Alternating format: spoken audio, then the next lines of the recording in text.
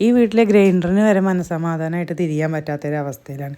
ഇതിൻ്റെ സൗണ്ട് അങ്ങോട്ട് കേട്ട് കഴിഞ്ഞാൽ രണ്ടെണ്ണം കൂടി വന്നിട്ട് പറയും, ആ ഇനി നാളെ ഇഡ്ഡലി മാറ്റുന്ന ദോശയല്ലേ, ഇതൊന്നൊരു മോചനമില്ല എന്നുള്ള രീതിക്കുള്ള സംസാരം. അപ്പോൾ അതൊക്കെ ഒന്ന് നോക്കി അതിനൊരു അഭിപ്രായമൊക്കെ പറഞ്ഞിട്ട് നന്ദു മേലേക്ക് വന്നതാണ് പ്രാക്ടീസിന് വേണ്ടി. അച്ഛനും പിന്നെ അതിൻ്റെ ഒന്നും ആവശ്യമില്ല എന്ന് പറഞ്ഞിട്ട് നടക്കുന്ന ആളാണ് അവൻ എങ്ങനെ തിരിഞ്ഞാലും ഡാൻസ് ആണെന്നുള്ള രീതിക്കുള്ള ആളാണ് അവൻ. അപ്പോഴാണ് പറയണത് ചിക്കുയൊക്കെ മേലെ മൂത്തിട്ടുണ്ടെന്ന് പറഞ്ഞിട്ട് അവൻ തന്നെ ഇന്ന് അവനാണ് അതൊക്കെ പൊട്ടിച്ചെടുക്കണത്. അപ്പോൾ ഇത് നമ്മുടെ പേരയ്ക്കൊക്കെ ഈ ഒരു വലിപ്പത്തിൽ നിന്ന് കുറച്ചങ്ങോട്ട് കഴിഞ്ഞ് കഴിഞ്ഞാൽ ഞാൻ ഒന്ന് രണ്ട് കമൻസിലൊക്കെ കണ്ടു കവറിട്ടിട്ടൊക്കെ കെട്ടി വെച്ചാൽ മതി. അപ്പോൾ ഞങ്ങൾ കവറിട്ടിട്ട് അതേപോലെ ചെയ്യാറുണ്ട്. അപ്പോൾ നല്ല രീതിക്ക് കിട്ടും ചെയ്യാറുണ്ട്.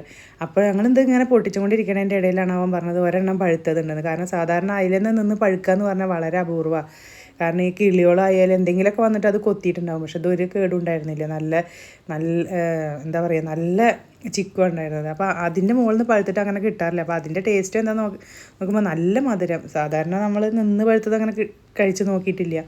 അപ്പോൾ ഇതെന്തായാലും അടിപൊളിയായിട്ടുള്ള ഇതുണ്ട്. അപ്പോൾ ഇതൊക്കെ കഴിഞ്ഞ് ഞങ്ങൾ അവിടെ അവൾ ഡാൻസ് വെച്ചിട്ട് കുറച്ച് നേരമൊക്കെ യോഗ ചെയ്യും. അത് കഴിഞ്ഞാൽ പിന്നെ ഡാൻസിൻ്റെ പ്രാക്ടീസാണ് അവൾക്ക് കുറച്ച് നേരം. അപ്പോൾ ഞങ്ങളെ ഡിസ്റ്റർബ് ചെയ്യാണ് ഞങ്ങളെന്നും പറഞ്ഞിട്ട് ഞങ്ങളെ അവിടെ നിന്ന് ഇറക്കി വിടാൻ കുറേ നേരമായി നടത്തണം. അപ്പോൾ നോക്കുമ്പോൾ അവനും കുറച്ച് നേരമൊക്കെ അവിടെ നിന്നിട്ട് ഡാൻസ് ഒക്കെ കളിച്ചു. അതൊക്കെ കണ്ട് കഴിഞ്ഞപ്പോൾ കുറച്ച് കഴിഞ്ഞപ്പോൾ വന്നു ഇടി, മഴ, ഭയങ്കര മഴ. അത് കഴിഞ്ഞിട്ട് മഴ കഴിഞ്ഞതിൻ്റെ പിറ്റേ ദിവസം ഈ വീട്ടിൽ എന്തായാലും നമുക്ക് പഴുത്ത മാങ്ങയും കൊണ്ടുള്ള കറിയോ, അത് എന്താ പറയുക, അതൊരു നിയമം പോലെയാണ്. കാറ്റുണ്ടോ മഴ ഉണ്ടോ എന്നാൽ മാങ്ങ വെറുക്കുക, കറി വയ്ക്കുക, ഇത് തന്നെ. അതൊക്കെ കഴിഞ്ഞ് ഉച്ചയാകുമ്പോൾ ഞങ്ങൾ ഒന്ന് കിടക്കാമെന്ന് വിചാരിച്ചിട്ട് വേണ്ടിയിട്ട് വന്ന് നോക്കുമ്പോൾ അവൻ്റെ ഒരു ലീലാവിലാസമാണ്. എവിടെ നോക്കിയാലും അച്ചു എന്ന് പറഞ്ഞ പോലത്തെ ഉള്ള അവസ്ഥയാണ്.